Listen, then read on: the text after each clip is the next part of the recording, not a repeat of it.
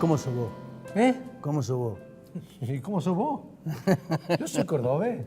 Y Yo también soy cordobés. Yo soy cordobés. Pero eso, ¿cómo es el tema? ¿Me gusta el Fernet? ¿Me gusta el cuarteto? ¿Ese así define el cordobés solamente? No. Y tiene otros problemas el cordobés que no solamente el Fernet. Que no es solamente eso, pero creo que el trabajo que ha hecho la Defensoría del Pueblo, para mí, y lo digo públicamente, es el mejor trabajo que ha hecho la Defensoría en función de averiguar antecedentes, porque esto de alguna manera refleja la conducta y la cultura del cordobés. Sobre todo, cómo es la convivencia hoy con conflictos sociales, ¿no? Con la crisis que estamos viviendo. Exactamente. Ese cuestionario que se ha hecho, que es amplio, que ya lo van a explicar, cómo nos está representando, cómo nos estamos reflejando nosotros. Y además, seguramente la gente podrá coincidir o no, cómo ve este resultado, ¿no? Sí, el cordobés solidario. Me parece que por ahí sí, por ahí no. ¿Viste? Ese es un tema que refleja también el estudio, ¿no? Bueno, está José Emilio. ¿Es Emilio José o José Emilio? José Emilio. José Emilio, bien. José Emilio Graglia, que es el director del Instituto de Investigaciones de la Defensoría, el INEDEP. Gracias por venir. Gracias, José. Bueno, a ver, contanos un poco de la cocina y además qué resultado es lo que más te ha llamado la atención. Sí, nosotros veíamos en la Defensoría, percibíamos individualmente los funcionarios de la Defensoría una situación de crispación social como simple ciudadanos. Y hablando con el defensor, nos dio la consigna de hacer una investigación, un trabajo de investigación social. Entonces hicimos una encuesta, 400 casos domiciliarios durante el mes de septiembre, para indagar sobre cómo somos los cordobeses. Hay muchas encuestas hoy por hoy que tienen que ver con intención de voto y son electorales, y esta tiene que ver con el ser cordobés. Y la verdad que hay resultados que tienen que ser analizados y pueden ser la base y el punto de partida para políticas públicas que mejoren la convivencia. ¿Cómo es el cordobés? Y nosotros tenemos como una visión doble de nosotros mismos. Ajá. O sea, cuando nos vemos a nosotros, tenemos una percepción. Y cuando vemos a la sociedad que integramos, tenemos otra percepción. Hay como una dualidad. Eso es lo que nosotros concluimos de la investigación. Por ejemplo, la gran mayoría de los cordobeses, un 54%, cree que los cordobeses somos confiables. Pero luego preguntamos si usted confía en la mayoría de las personas, y hay un 77% dice que no confía. O sea, nosotros nos consideramos confiables, pero somos desconfiados respecto a los otros. Claro. Esa misma conclusión se obtiene de los datos que tienen que ver, por ejemplo, con el respeto a las diferencias, o tolerancia, o discriminación. Un 60%, por ejemplo, de los cordobeses dice que somos respetuosos. O sea, los cordobeses respetamos las diferencias, somos tolerantes, etc. Pero cuando les preguntamos sobre situaciones de discriminación, una inmensa mayoría, entre el 70 y el 90%, percibe que hay discriminación en Córdoba. Por ejemplo, discriminación a personas con discapacidad, bueno, nosotros nos ha llamado muchísimo la atención además los motivos por los cuales, porque que haya discriminación ya es un elemento negativo, pero ¿cuáles son los motivos por los cuales se discrimina por adicciones? Número uno. Adicción. Adicciones. ¿Qué es drogadicto lo discriminamos? Y el alcoholismo también. El alcoholismo también. A continuación, por discapacidad. A continuación, en tercer lugar, le estoy hablando entre un 70 y un 90%, estos cuatro primeros. Por la orientación o la identidad sexual. Y el cuarto, por los recursos económicos. O sea, básicamente, ¿cuáles son los factores de discriminación? Son muy fuertes, ¿eh? Claro. Muy fuertes. Pero lo paradójico es que nos consideramos respetuosos. Alguien en la Defensoría, hablando entre los colegas, me decía, la conclusión sería, no soy yo, sos vos. Claro. O sea, cuando nos vemos nosotros mismos tenemos una percepción, pero después cuando vemos la sociedad con bastante objetividad, digamos, reconocemos esas situaciones de discriminación en porcentaje altísimo, pero más adicciones, discapacidad, el tema de identidad o orientación sexual y por pobreza. ¿Eso qué es? ¿Eso qué es? ¿Prejuicio o digamos, visiones, conductas fascistoides?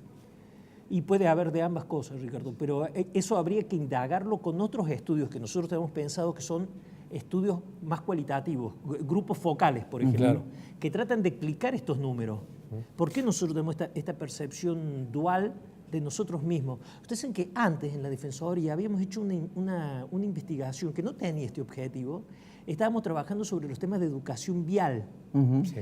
Y preguntamos, en medio de otras preguntas, ¿usted cree que se respetan las normas de tránsito en Córdoba? Un 80% decía no, más de un 80%. Y cuando le preguntamos, ¿pero usted respeta las normas? Un 80% decía sí. O sea, contradictorio total. O sea, los otros no respetan las normas, Sí, yo sí. aunque yo respete O las sea, normas. tenemos un gran problema psicológico. Puede ser de psicología, social. Social. Hay otros temas. ¿Somos individualistas o somos solidarios? Depende. Depende de cuál sea, bueno, depende de cuál sea el concepto de solidaridad, pero hoy por hoy se ve una protesta individualista, o sea, yo protesto si mis derechos son vulnerados y protesto junto con otros que ven vulnerados esos mismos derechos, nos une eso. Ahora, si se trata de una problemática de otros Claro. que no me afecta a mí, es muy difícil que yo participe en esa protesta o en esa reivindicación, digamos. ¿Las clases sociales también marcan diferencias? Sí. Uno de los temas que medimos, esto que hablaban con el ministro antes, de la conflictividad, hay datos que son aparentemente contradictorios. Hay un porcentaje muy alto, más de un 80%, un 84% de los cordobeses dicen los problemas, los conflictos se resuelven dialogando. Luego, cuando hablamos de la conflictividad, perciben una conflictividad altísima, muy alta, 80, 90%, entre el 70 y el 90% es en la franja. ¿Y cuáles son los conflictos más fuertes? Entre empresarios y trabajadores, entre ricos y pobres. Eso tiene mucho que ver con la crisis. Claro. Hay un gran conflicto ahí, por eso ese tema que ustedes trataban al principio del programa es tan importante, porque si bien nos consideramos dialoguistas, o sea que los conflictos se resuelven dialogando, percibimos a la vez una gran conflictividad en estos dos temas, empresarios y trabajadores, es un tema de empleo, desempleo, Y ricos y pobres, que ha desplazado a otros conflictos que en otros momentos estaban como más arriba en este ranking. Por ejemplo, la inserción de los jóvenes, la atención a los adultos mayores, el conflicto entre hombres y mujeres. Eso se desplazó por estas nuevas conflictividades. ¿Distinta nacionalidad? Abajo de estos. O sea, sí hay, pero una cosa es tener una conflictividad, percibir una conflictividad que un 40% perciba la conflictividad, un 40, un 50% por cuestiones de género, y por cuestiones económicas estamos en el orden del 70, el 80%. Siempre es cómo se percibe la conflictividad. Vos que sos un analista de la historia y precisamente de Córdoba, ¿hemos descendido culturalmente en relación a la Córdoba de la Docta? No surge de la encuesta, pero yo creo que sí.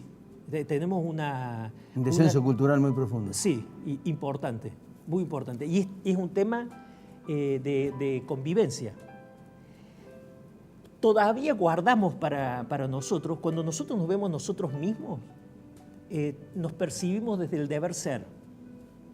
En cambio, cuando vemos la realidad, la vemos con bastante objetividad. Es así.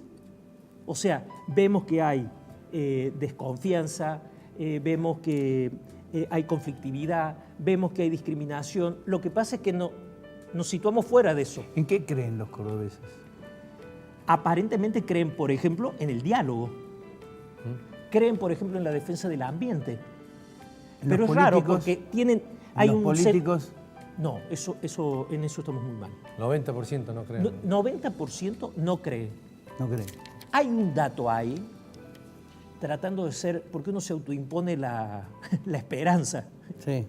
y además porque uno confía en que la política es la gran herramienta Claro, del obviamente. cambio. Entonces, bueno, ¿qué más hay además de ese rechazo? Hay algunos dentro de ese 90% que creen que es una pérdida irreparable, o sea, no hay forma de recuperarla. Pero hay un grupo del orden del 70% que le pide a la política, a los políticos, que dialoguen y se pongan de acuerdo en algo que beneficie al conjunto. Entonces, no le creemos, pero todavía le pedimos algo. Si uno le pide algo a alguien es porque espera, guarda alguna esperanza de que suceda. Entonces, la parte esa de la pérdida de credibilidad de la política, nosotros concluíamos que si bien los datos son muy preocupantes, hay una oportunidad para la política, para que los dirigentes políticos acuerden y de esa manera traten de recuperar. Si no, viene el otro, si no ese espacio lo cubre Bolsonaro. Bueno, ahí quería llegar. ¿Piden más firmeza como, por ejemplo, militares? No lo hemos visto nosotros en esta encuesta, pero sí hemos hecho mediciones de encuestas sobre confianza en las instituciones y partidos políticos y organismos representativos aparecen abajo y fuerzas de seguridad aparecen arriba. Sí. Eso es llamativo.